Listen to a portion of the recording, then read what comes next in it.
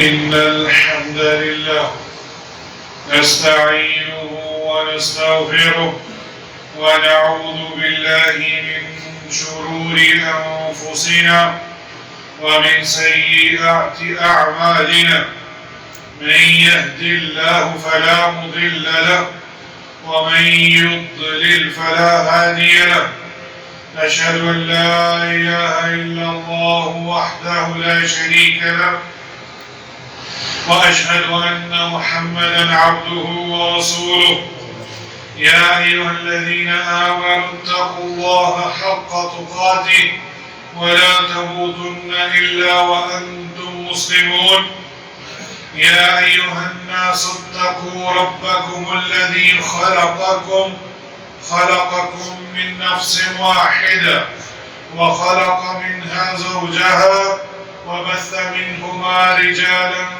كثيرا ونساء واتقوا الله الذي تساءلون به والأرحام إن الله كان عليكم رقيبا يا أيها الذين آمنوا اتقوا الله وقولوا قولا سديدا يصلح لكم أعمالكم ويغفر لكم ذنوبكم ومن يطع الله ورسوله فقد فاز فوزا عظيما أما بعد إن أصدق الحديث كتاب الله وأحسن الهدي هدي محمد صلى الله عليه وسلم وشر الأمور محدثاتها وكل محدثة بدعة وكل بدعة ضلالة وكل دلالة في النار. أعوذ بالله من الشيطان الرجيم من همزه ونفخه ونفثه. بسم الله الرحمن الرحيم. والسابقون الأولون من المهاجرين والأنصار والذين اتبعوهم بإحسان رضي الله عنهم ورضوا عنه وأعد لهم جنات تجري تحتها الأنهار خالدين فيها أبدا ذلك الفوز العظيم. لائق تکریم سامعین مکرم، بزرگان دین، نوجوان ساتھیوں، آج 3 تاریخ محرم الحرام اور 1448 ہجری ہے. یعنی اسلام کے مہینے جو ہیں، اسلامی مہینے، اس کا آغاز محرم سے ہوتا ہے. اپنے موضوع کی طرف جانے سے پہلے محرم الحرام کی چند فضیلتیں آپ کے سامنے بیان کر دیتا ہوں. کائنات بنتے ہی اللہ سبحانہ و تعالیٰ نے محرم کو حرمت والے 4 مہینوں میں سے ایک کر دیا ہے، اور یہ سورہ توبہ کے اندر موجود ہے. محرم کو اللہ سبحانہ و تعالیٰ کا مہینہ قرار دیا، یعنی اس مہینے کو اللہ سبحانہ و تعالیٰ نے اپنے ساتھ منسوب کیا ہے، اور یہ صحیح مسلم میں موجود ہے. رسول کریم صلی اللہ علیہ وسلم کو رمضان کے بعد سب سے زیادہ محرم کے روزے رکھنا پسند تھا. یہ بھی صحیح مسلم کے اندر موجود ہے. محرم کی 10 تاریخ کو اللہ سبحانہ و تعالیٰ نے سیدنا موسیٰ علیہ السلام اور ان کی قوم کو فرعون سے نجات عطا فرمائی تھی. چنانچہ یہ دن قوم موسیٰ علیہ السلام کو یوم نجات اور یوم آزادی کا دن ہے، اور یہ سنن ابن ماجہ کے اندر صحیح سند کے ساتھ موجود ہے. عاشورہ یعنی 10 محرم کہ صرف ایک روزے سے پورے سال کے گناہ معاف ہو جاتے ہیں، اور یہ حدیث امام بخاری اپنی صحیح بخاری میں لے کر آئے ہیں. اور رسول اللہ صلی اللہ علیہ وسلم نے اس کے ساتھ 9 محرم کا روزہ رکھنے کا بھی عزم فرمایا، مگر زندگی نے وفا نہ کی تو آپ یہ 9 اور 10 کا روزہ آئندہ سال نہیں رکھ سکتے. ہمارے موضوع کے مطابق، اور وہ ہمارے موضوع کا جو آج کے خطبے کا موضوع ہے عمر ابن الخطاب رضی اللہ عنہ، ان کے فضائل اور ان کی شہادت۔ میں نے آپ کے سامنے سورہ توبہ کی آیت نمبر 100 تلاوت فرمائی، جو مہاجرین اور انصار اور ان کی پیروی کرنے والوں کے حوالے سے، یعنی اللہ سبحانہ وتعالی نے فرمایا اور جو مہاجرین اور انصار سابق اور مقدم ہیں، جتنے لوگ اخلاص کے ساتھ ان کی پیروی کریں۔ یہاں 3 لوگوں کا ذکر ہے، مہاجرین جنہوں نے ہجرت کی اور انصار جو مدینہ کے صحابہ ہیں، ان دونوں صحابہ کا ذکر آ گیا، یعنی تمام صحابہ، اور اس کے بعد جو ان کو اخلاص احسان کے درجے پر جا کر ان کی پیروی کرے، اللہ ان سے راضی ہوا اور وہ سب اس سے راضی ہوئے، اور اللہ نے ان کے لیے ایسے باغ مہیا کیے ہیں یا تیار کر کے رکھے ہیں جن کے نیچے نہریں جاری ہیں، جن میں ہمیشہ رہیں گے۔ ذالک الفوز العظیم، یہ سب سے بڑی کامیابی ہے۔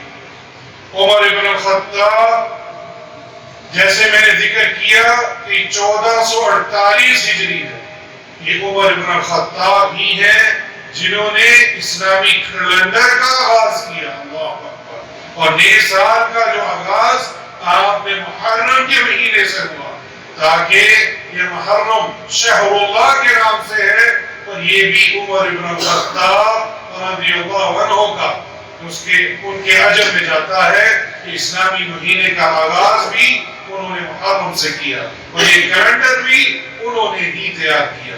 اور اس کے ساتھ ساتھ اس ماہ مقدس کی 10 تاریخ کو جنتی نوجوانوں کے سردار اور آپ صلی اللہ علیہ وسلم کے پھول سیدنا حسین رضی اللہ عنہ کی شہادت کا سانحہ بھی پیش آیا۔ سامعین مکرم، تاریخ عالم میں بہت کم ایسی شخصیات ملتی ہیں جس کی ذات میں اس قدر صلاحیتیں، خوبیاں ایک ساتھ ہوں، اور ایک طرف فتوحات، نظام حکومت میں مساوات، عدل و انصاف، مذہبی رواداری اپنی انتہا پر تھی، دوسری طرف روحانیت، زہد و ورع، تقوی اور بصیرت بھی اپنے پورے کمال پر نظر آئے۔ تاریخ میں اس حوالے سے سیدنا عمر فاروق رضی اللہ عنہ کا کوئی ثانی نظر نہیں آتا۔ عدل و انصاف کی بات ہو تو آپ رضی اللہ عنہ اپنے عملی کردار کی وجہ سے منفرد اور ممتاز نظر آتے ہیں۔ آپ خلفائے راشدین کے دوسرے تاجدار اسلامی تاریخ کی اولو العزم، عبقری شخصیت اور رسول اللہ صلی اللہ علیہ وسلم کے رسالت کے انتہائی قریبی رفیق تھے، یعنی یہ دوسرے خلیفہ ہیں۔ ابو بکر صدیق پہلے نمبر پر، اور دوسرے نمبر پر عمر فاروق رضی اللہ عنہ، اور تیسرے نمبر پر عثمان ابن عفان رضی اللہ عنہ، اور چوتھے نمبر پر علی بن ابی طالب رضی اللہ عنہ۔ سیدنا عمر فاروق کی انہیں جمیع صفات کی وجہ سے ان کی عظمت کو اپنے ہی نہیں بلکہ بیگانے بھی تسلیم کرتے ہیں۔ وہ نبی تو نہیں تھے، صحابی رسول تھے، مگر اللہ سبحانہ وتعالیٰ نے ان کی زبان حق پر وہ مضامین جاری کر دیے جو بعد میں وحی کا حصہ بنے۔ قبول اسلام کے بعد وہ اسلام اور پیغمبر اسلام کے شدید چرائی بنے۔ وہ عموماً رسول اللہ صلی اللہ علیہ وسلم کے ساتھ رہتے، آپ کے مشیر خاص بنے، اور ساری زندگی آپ نے دین پر گزاری۔ اسی حوالے سے عمر ابن الخطاب کی چند فضائل آپ کے سامنے بیان کروں گا، اور یہ ہمارے ہیرو ہیں، ہمیں ان کے بارے میں پڑھنا چاہیے، اپنے بچوں کو ان کے بارے میں بتانا چاہیے، تاکہ یہ جان سکیں کہ یہ ہمارے صحابہ کرام آپ صلی اللہ علیہ وسلم کے انہوں نے کیسی زندگی گزاری. عمر ابن الخطاب محبوب مصطفیٰ صلی اللہ علیہ وسلم, رسول اللہ صلی اللہ علیہ وسلم کے بہت سارے صحابہ کرام اور رضی اللہ عنہم وہ بہت سارے تھے, لیکن جب آپ صلی اللہ علیہ وسلم کے پاس رہتے, آپ صلی اللہ علیہ وسلم سے تعلیم حاصل کرتے, آپ صلی اللہ علیہ وسلم کو ہر حکم ماننے کے لیے ہر دم تیار رہتے, تو آپ صلی اللہ علیہ وسلم کے لیے مر مٹنے کا جذبہ ہر وقت ان کے سینوں میں ہوتا. مگر یہ اعزاز بھی سیدنا عمر ابن الخطاب رضی اللہ عنہ کو ہے کہ آپ رضی اللہ عنہ نے ان صرف چند صحابہ کرام رضی اللہ عنہم میں سے ہیں جن سے رسول اللہ صلی اللہ علیہ وسلم سب سے زیادہ محبت کرتے تھے. چنانچہ عمر ابن العاص رضی اللہ عنہ اس حدیث کے راوی ہیں کہ آپ صلی اللہ علیہ وسلم سے سوال کیا گیا. توجہ چاہوں گا, سوال کس سے ہوا ہے؟ اللہ کے رسول صلی اللہ علیہ وسلم سے. کیا سوال ہے؟ ای الناس احب الیک, اے اللہ کے رسول صلی اللہ علیہ وسلم آپ کو سب سے زیادہ محبوب کون ہے؟ آپ کو کس سے سب سے زیادہ محبت ہے؟ قال عائشہ رضی اللہ عنہ. اللہ اکبر, آپ کی زبان مبارک سے یہ گواہی کہ مجھے سب سے زیادہ محبت عائشہ رضی اللہ عنہ سے ہے. فقلت من الرجال, پوچھا گیا کہ مردوں میں سے آپ کو کس سے زیادہ محبت ہے؟ فقال ابوها, جواب آیا کہ اس کا باپ ابو بکر الصدیق رضی اللہ عنہ. پھر قلت ثم من, اے اللہ کے رسول صلی اللہ علیہ وسلم اس کے بعد مردوں میں آپ کو سب سے زیادہ محبت کس سے ہے؟ قال ثم عمر بن الخطاب فأتى رجالا او كما قال صلی اللہ علیہ وسلم. اور یہ حدیث امام بخاری اپنی صحیح بخاری میں لے کر آئے ہیں کہ ابو بکر صدیق کے بعد اگر مجھے محبت ہے تو عمر بن الخطاب رضی اللہ عنہ سے ہے. اور اس کے بعد آپ نے بہت سارے اور بھی کچھ صحابہ کرام تھے ان کا نام لیا. اب یہاں رکنا چاہوں گا, آپ کی مبارک زبان سے یہ الفاظ نکلے ہیں, ہمیں اور آپ کو کیا اختیار ہے کہ ہم ان صحابہ کرام کے بارے میں غلط الفاظ بیان کریں. آج کا مسلمان کلمہ گو ان کے بارے میں بد عقیدہ رکھتا ہے, والعیاذ باللہ من ذلک. آپ کو محبت کس سے ہے؟ عائشہ رضی اللہ عنہ سے. اس کے بعد مردوں میں ابو بکر صدیق رضی اللہ عنہ سے, اور اس کے بعد عمر بن الخطاب رضی اللہ عنہ سے. جب صحابہ کا نام آ جائے اور آپ کی زبان مبارک سے یہ محبت کے پیغام آ جائیں تو اپنی زبانوں کو بند کر لیجیے. مراد مصطفیٰ صلی اللہ علیہ وسلم, رسول اللہ صلی اللہ علیہ وسلم نے جب اعلان نبوت کیا تو آہستہ آہستہ بہت سے لوگ اسلام میں داخل ہوئے اور صحابہ کرام کا لقب پایا. اسلام قبول کرنے والے زیادہ غریب لوگ تھے. اللہ اکبر. اور پھر سیدنا عمر رضی اللہ عنہ کے لیے یہ اعزاز کی بات ہے کہ اللہ کے رسول صلی اللہ علیہ وسلم کے اسلام نبوت کے بعد باقی تمام صحابہ کرام رضی اللہ عنہم خود نبی کریم صلی اللہ علیہ وسلم کے پاس آئے اور اسلام قبول کیا. مگر سیدنا عمر ابن الخطاب رضی اللہ عنہ, اللہ کے رسول صلی اللہ علیہ وسلم نے یہ دعا کی تھی, اللہ اکبر, یہ مراد تھی آپ صلی اللہ علیہ وسلم کی. کیا فرمایا؟ عبداللہ ابن عمر رضی اللہ عنہما, ان کے بیٹے عمر ابن الخطاب رضی اللہ عنہ کے بیٹے عبداللہ وہ اس حدیث کے راوی ہیں کہ اللہ کے رسول صلی اللہ علیہ وسلم نے دعا مانگی. غور کیجیے کون دعا مانگ رہا ہے؟ اللہ کے رسول صلی اللہ علیہ وسلم. اللہم اعز الاسلام بأحب الحسنین رجلین الیک بأبی جہل او بعمر بن الخطاب رضی اللہ عنہ. اے اللہ, ان دونوں یعنی ابو جہل اور عمر بن الخطاب میں سے جو تجھے محبوب ہے اس کے ذریعے سے اسلام کو قوت دے۔ اللہ اکبر۔ آپ صلی اللہ علیہ وسلم دو شخص میں سے ایک کو چاہتے تھے کہ وہ اسلام میں آئے اور اسلام کو قوت دے، تو کس نے چنا؟ اللہ سبحانہ و تعالیٰ نے عمر بن الخطاب رضی اللہ عنہ کو چنا۔ اس کے باوجود دعا آپ صلی اللہ علیہ وسلم کریں اور دعا بھی قبول ہو، اور اللہ سبحانہ و تعالیٰ عمر بن الخطاب کو چنے، اور آج کا مسلمان پھر ان کے بارے میں بدتمیزی کرے۔ یہ اختیار کس نے دیا تمہیں؟ اور ان کے بارے میں غلط القاب سے پکارے، اور نعوذ باللہ من ذالک، اور یہ کہتا ہے آج کا مسلمان کہ یہ آپ صلی اللہ علیہ وسلم کی جانے کے بعد یہ دین سے پلٹ گئے تھے۔ تم کس پر تہمت لگا رہے ہو؟ آپ صلی اللہ علیہ وسلم کی دعا پر، اور اللہ کا چنا ہوا بندہ بعد میں پلٹ جائے۔ وَالْعِيَاذُ بِاللَّهِ مِنْ ذَلِكَ۔ اپنے ایمان کا محاسبہ کرو۔ اگر تم صحابہ کرام کے اوپر اپنی زبان دراز کرو گے تو علماء کرام نے فتویٰ دیا ہے وَهُوَ زِنْدِيق، وہ شخص زندیق ہے، اس کا دین سے کوئی تعلق نہیں۔ صحابہ پر زبان درازی کرنے والا شخص در حقیقت آپ صلی اللہ علیہ وسلم کی نبوت پر وار کرتا ہے۔ کیوں؟ دین ہم تک پہنچا ہے تو صحابہ کرام سے۔ یہ قرآن جو ہم پڑھتے ہیں یہ صحابہ کرام نے ہم تک پہنچایا۔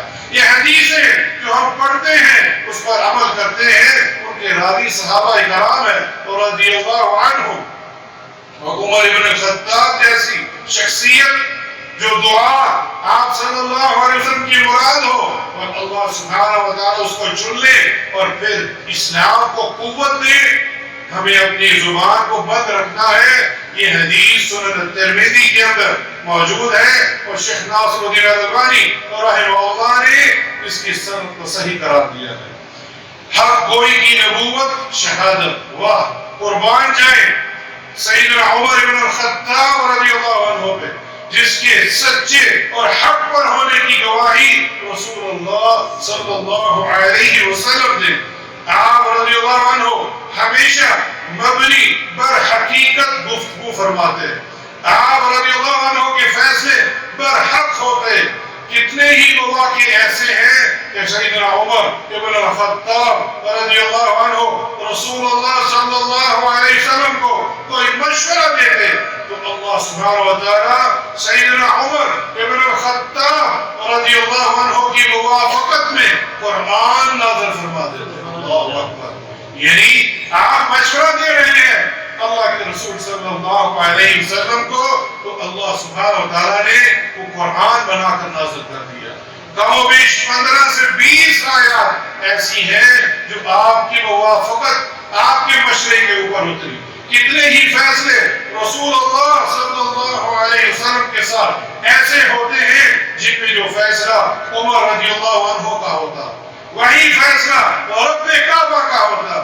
یہی وجہ ہے کہ سیدنا ابو ہریرہ رضی اللہ عنہ سے یہ حدیث مروی ہے کہ رسول اللہ صلی اللہ علیہ وسلم نے ارشاد فرمایا ان اللہ تعالی جعل الحق على لسان عمر وقلبه او كما قال صلی اللہ علیہ وسلم، کہ اللہ سبحانہ و تعالی نے عمر بن الخطاب کی زبان اور دل پر سچ کو جاری کر دیا۔ اللہ اکبر۔ ان اللہ تعالی جعل الحق، اللہ سبحانہ و تعالی نے آپ عمر بن الخطاب کی زبان پر حق کو جاری کر دیا ہے۔ علی لسان عمر وقلبہ، آپ کے دل اور زبان سب سچ گواہی دیتے ہیں۔ اور یہ حدیث مسند احمد کے اندر صحیح سند کے ساتھ موجود ہے۔ دینی امور میں غور سے سنیے گا، دینی امور میں انتہائی سخت، اللہ اکبر۔ ہمارے ہاں ایک مزاج بنا ہے، اگر دین کے اندر کوئی سخت ہو اس کو برا بھلا کہا جاتا ہے، کہتے ہیں یہ بد اخلاق ہے۔ یہ تصور درست نہیں ہے۔ دین کے اندر سختی اختیار کرنا یہ ہمارا حق ہے، یہ آپ کے مزاج میں ہونا چاہیے۔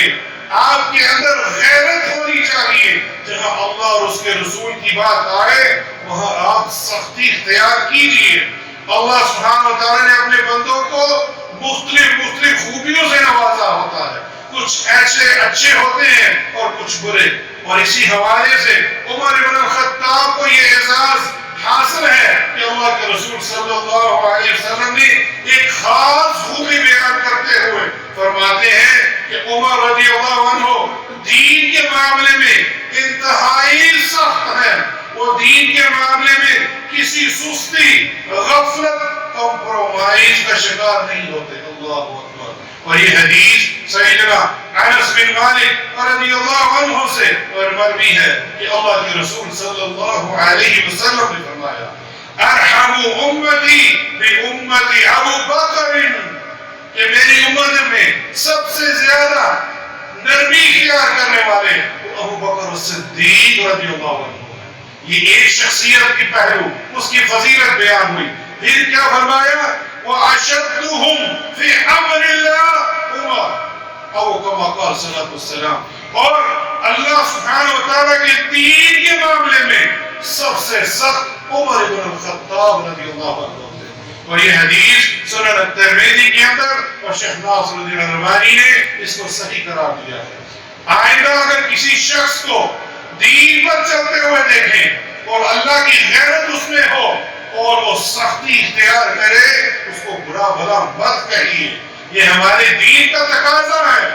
جہاں شرک کی بات آئے گی وہاں سختی ہوگی، جہاں بدعات کی بات آئے گی وہاں سختی ہوگی. کیوں؟ اللہ نے ایک ایسا گناہ ہے جو اس کو کبھی معاف نہیں کیا، وہ شرک ہے. اگر کوئی شخص شرک کر مر جائے اس کی کبھی فلاح نہیں ہو سکتی. اسی لیے عمر بن الخطاب کو دروازہ کہا گیا تھا. انہوں نے فتنوں کو روکا ہوا تھا اور آپ کی شہادت نے اس دروازے کو توڑ دیا. پھر اس کے بعد فتنے رکے نہیں. عمر رسیدہ جنتیوں کے سردار. اللہ اکبر. سیدنا علی رضی اللہ عنہ. کون روایت کر رہے ہیں؟ علی بن ابی طالب رضی اللہ عنہ. جو کچھ لوگ ان کو اپنا امام مانتے ہیں، امام مانتے ہو تو ان کی بات بھی تو مانو. علی رضی اللہ عنہ فرماتے ہیں کہ نبی کریم صلی اللہ علیہ وسلم کے پاس موجود تھا اور اللہ سبحانہ و تعالیٰ کے علاوہ تیسرا کوئی وہاں موجود نہیں تھا. اللہ اکبر.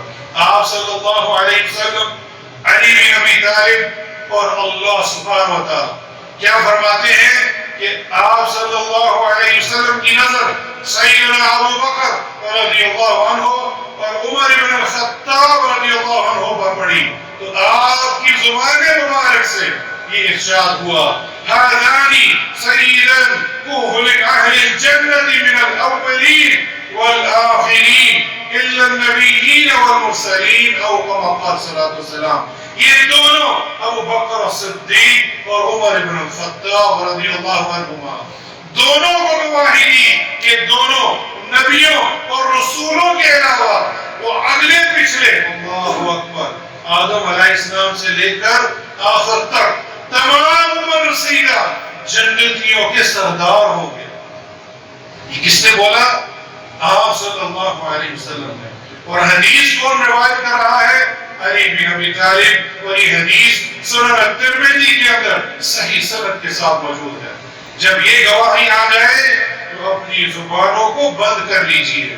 اگر میرے بعد کوئی نبی ہوتا تو بھائیو شاید سیدنا عمر رضی اللہ عنہ کی فضیلت کے لیے یہی حدیث کافی ہوتی کہ نبی کریم صلی اللہ علیہ وسلم کے بعد اگر کوئی نبی ہوتا تو وہ عمر رضی اللہ عنہ ہوتے.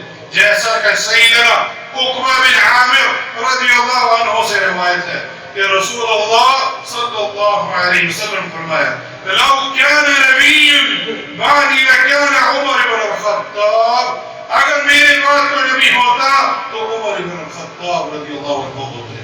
لیکن آپ خاتم النبیین ہیں، لا نبی بعدی، آپ کے بعد کوئی نبی نہیں آ سکتا. اسی لیے عمر بن الخطاب صحابی ہیں، لیکن اگر اللہ سبحانہ و تعالیٰ نے یہ سلسلہ جاری رکھنا ہوتا تو یہ عمر بن الخطاب میں احساس ملتا. اور یہ حدیث سنن الترمذی کے اندر شیخ ناصر الدین البانی نے حسن قرار دیا ہے.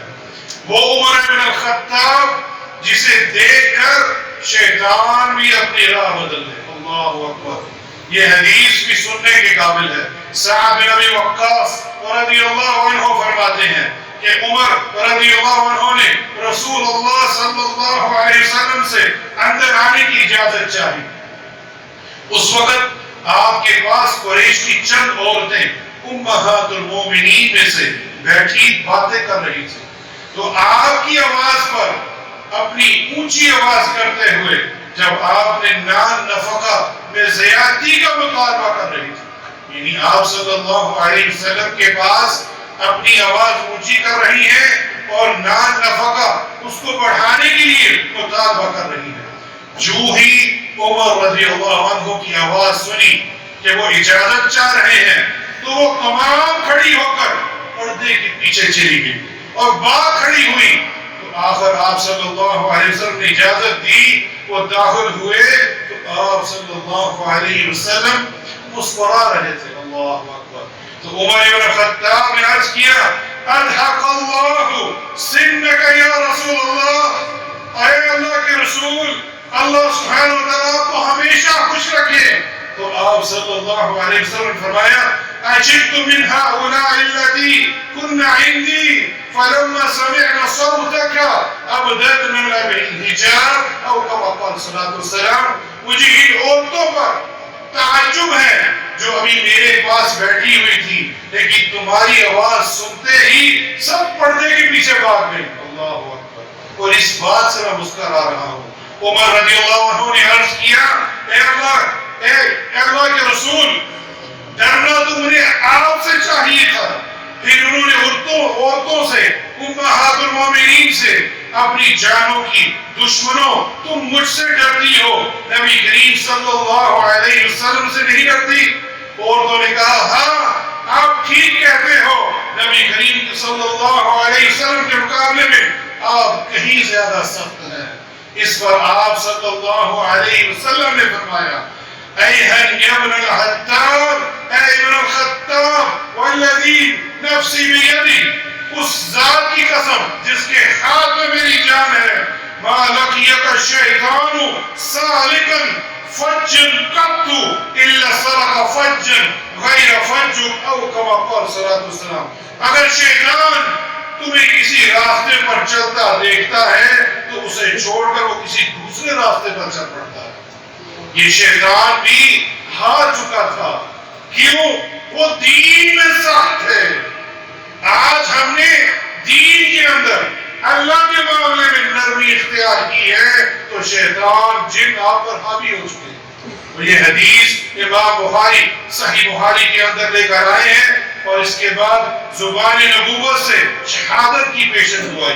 اللہ کے رسول صلی اللہ علیہ وسلم کی یہ حدیث سیدنا انس بن مالک رضی اللہ عنہ اس حدیث کے راوی ہیں کہ ان نبی صلی اللہ علیہ وسلم، کہ نبی کریم صلی اللہ علیہ وسلم صاعد احد کے پہاڑ پر کھڑے تھے اور آپ کے ساتھ ابو بکر صدیق، عمر بن الخطاب اور عثمان بن عفان رضی اللہ عنہ آپ کے ساتھ احد پر تھے.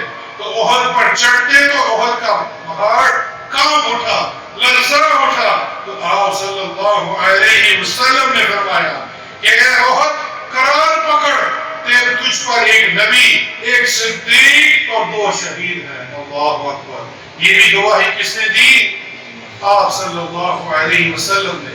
اور پھر بھی انہی صحابوں کے بارے میں زبان درازی کی جائے یہ قطعاً اسلام میں اس کی اجازت نہیں ہے. اللہ سبحانہ و تعالی ہمیں صحیح معنوں میں صحابہ کرام کے نقش قدم پر چلنے کی توفیق عطا فرمائے. اقول ما تسمعون واستغفر الله لي ولكم من كل ذنب فاستغفروه انه هو الغفور الرحيم. الحمد لله والصلاة والسلام على رسول الله. اما بعد، شہادت کی گواہی آپ صلی اللہ علیہ وسلم نے دی تھی اور پھر ویسا ہی ہوا۔ 4 خلفائے راشدین میں سے 3 خلفائے راشدین کو شہید کیا گیا۔ ابو بکر صدیق رضی اللہ عنہ ان کو چھوڑ کر عمر بن الخطاب، عثمان بن عفان اور علی بن ابی طالب رضی اللہ عنہ ان کو شہید کیا گیا۔ سیدنا عمر کی شہادت کا المناک واقعہ وہ عمر بن معمون رحمہ اللہ فرماتے ہیں کہ فجر کی نماز کا وقت تھا۔ اللہ اکبر، مبارک وقت جہاں فرشتے جمع ہوتے ہیں۔ اللہ مجھے اور آپ کو بھی فجر کی نماز میں موجود ہونے کی توفیق عطا فرمائے۔ آپ کا معمول تھا کہ آپ نماز نہیں کھڑی کرتے تھے جب تک صف درست نہ ہو جائے، اور آپ نے ایک شخص کو معمول کیا ہوا تھا، وہ صفوں کو دیکھتا تھا اور آپ بھی کہا کرتے تھے استعو استقیمو، اپنی صفوں کو درست کر لو، خلا کو پر کر لو۔ اور وہاں ایک ملعون ابو لؤلؤ بھی موجود تھا، وہ چھپ کر بیٹھا ہے، اور صحابہ کرام کو معلوم تھا عمر بن الخطاب کی آواز کیسی ہے اور کون کون سی آیات آپ اکثر تلاوت فرمایا کرتے تھے۔ سورہ یوسف اور سورۃ النحل، اللہ اکبر، یہ طویل آیات آپ فجر کے وقت قرات کیا کرتے تھے۔ اور آج اگر ہم 10 منٹ اوپر ہو جائیں تو ہمارے بھائی اعتراض کرتے ہیں۔ یہ صحابہ کا معمول تھا کہ سورہ یوسف اور سورہ نحل پڑھا کرتے تھے۔ اس دن عمر بن الخطاب صفوں کے اندر سے گزر کے آ رہے ہیں، صحابہ کو کہہ رہے ہیں، تابعین کو کہہ رہے ہیں استعو استقیمو۔ اسی وقت اس ملعون نے 2 دھاری خنجر آپ کے پیٹ پر، جب آپ نے اللہ اکبر کہا نماز شروع کی، آپ کے پیٹ پر وہ خنجر مار دیا۔ اور اس وقت اگر پیٹ پر خنجر کا وار کر دیا جائے، وہ بھی 2 دھاری ہو، تو پیٹ چیر جاتا ہے، اس پر بچنے کی امید بہت کم ہوتی ہے۔ وہ شخص ملعون وہ نکلنا چاہتا تھا، لیکن صحابہ دوار بن کر کھڑے تھے، اور پھر اس نے ان چند صحابہ کو بھی زخمی کیا۔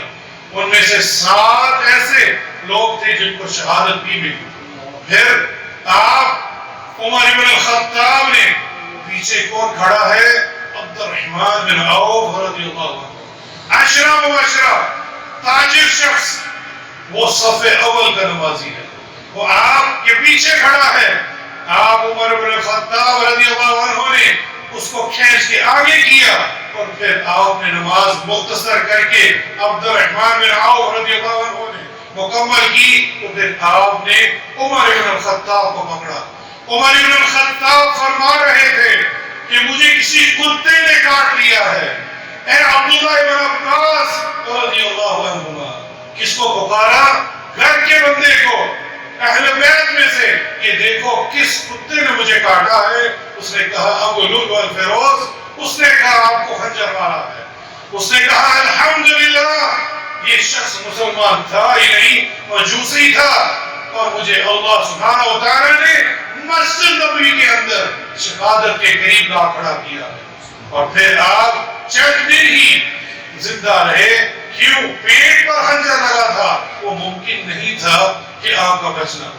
اور پھر اسی حالت میں عائشہ رضی اللہ عنہ سے اجازت مانگتے ہیں کہ مجھے اجازت دیجئے کہ میں آپ صلی اللہ علیہ وسلم اور ابو بکر صدیق رضی اللہ عنہ کے ساتھ دفن ہونا چاہتا ہوں۔ عائشہ رضی اللہ عنہ نے اجازت دی۔ آپ عمر بن الخطاب نے اپنے بیٹے سے فرمایا کہ جب میری میت لے کر جاؤ تو میت باہر رکھنا، اور ادب اور احترام سے پھر پوچھنا اے ہماری مومنین کی ماں مجھے اجازت دیتی ہیں۔ اور یہ ہوا، عمر بن الخطاب کی میت کو پھر دوبارہ لایا گیا، اور لا کر پھر ام المومنین عائشہ رضی اللہ عنہ کے باہر رکھا گیا۔ آپ سے پھر اجازت مانگی گئی۔ آپ نے کہا یہ جگہ تو میں نے اپنے لیے رکھی تھی، لیکن میں آپ کے لیے دیتی ہوں، اور پھر اس دن آپ کو وہیں دفنایا گیا۔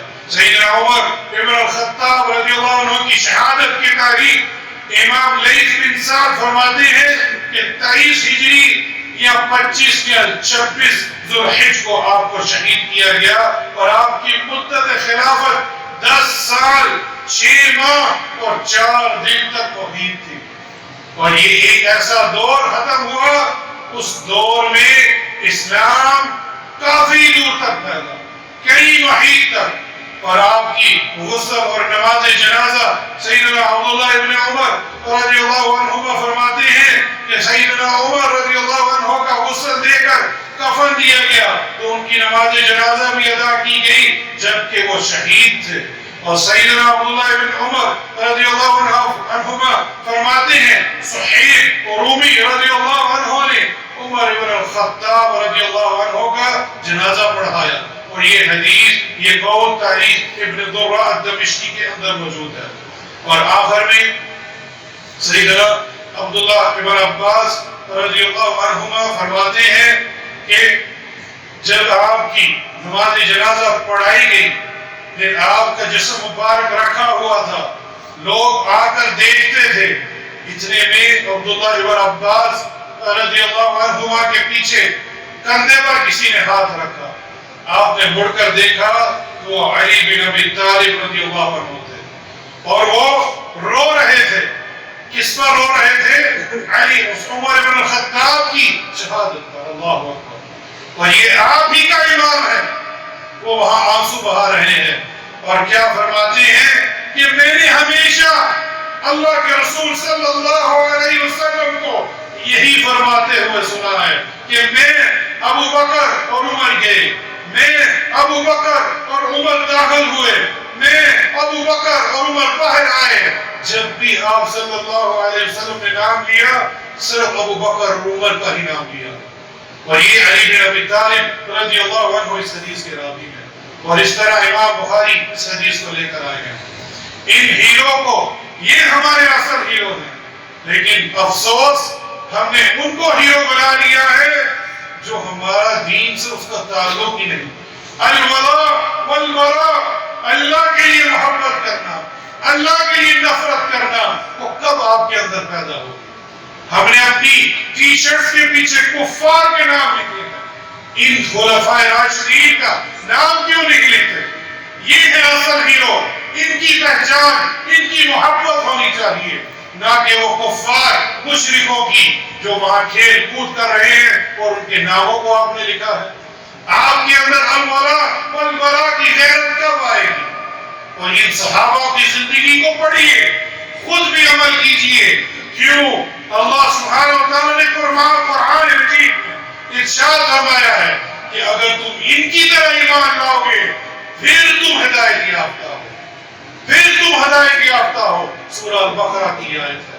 اللہ سبحانہ وتعالی ہمیں صحابہ کرام کی تعظیم، ان کی عزت، ان کی پیروی کرنے کی توفیق عطا فرمائے۔ ان اللہ وملائکتہ یصلون علی النبی یا ایھا الذین آمنوا صلوا علیہ وسلموا تسلیما۔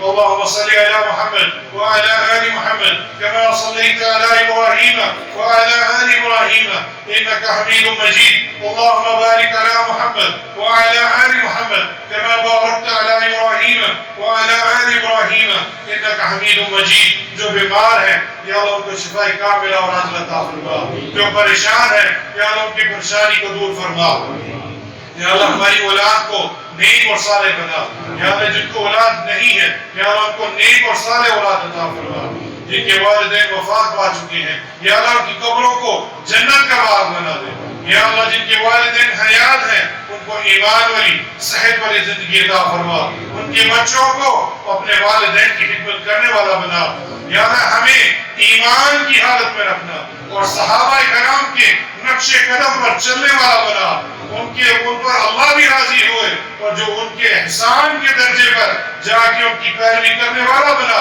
تاکہ اللہ ہم سے بھی راضی ہو۔ اللہم اغفر لی ذنبی کلہ دقہ و جلہ وأوله وآخره وعلانيته وسره ربنا آتنا في الدنيا حسنة وفي الآخرة حسنة وقنا عذاب النار ربنا اغفر لي ولوالدي وللمؤمنين يوم يقوم الحساب ربنا تقبل منا إنك أنت السميع العليم وتب علينا إنك أنت التواب الرحيم عباد الله إن الله يأمر بالعدل والإحسان وإيتاء ذي القربى وينهى عن الفحشاء والمنكر والبغي يعظكم لعلكم تذكرون وأقيموا الصلاة